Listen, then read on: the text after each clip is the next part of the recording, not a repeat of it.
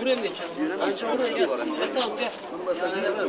Bugün 8 aydır devam eden ve günden güne artan zulmü, soykırımı kınamak için toplanmadık. 8 aydır her gün kınadığımız Siyonist devlet, dün gece 2371 blok adını verdiği ve 4 gün önce güvenli bölge olarak nitelediği Refah bölgesine sığınan Filistinli sivilleri yakarak şehit etti.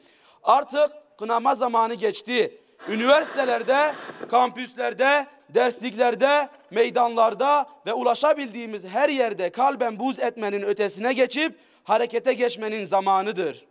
Allahu Ekber!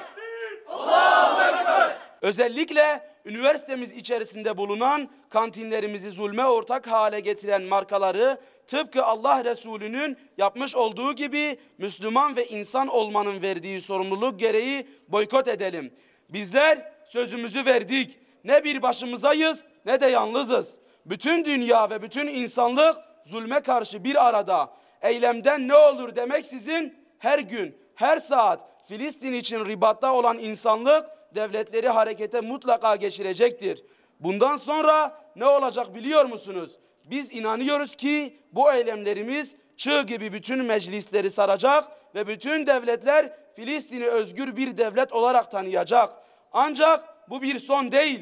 Aksine yeni bir dünyanın başlangıcıdır. Ve biz yine inanıyoruz ki bundan bir sonraki gerçek başkenti Doğu Kudüs değil, bizatihi Kudüs'ün kendisi olan ve içerisinde herkesin barış içinde yaşadığı Filistin devletidir.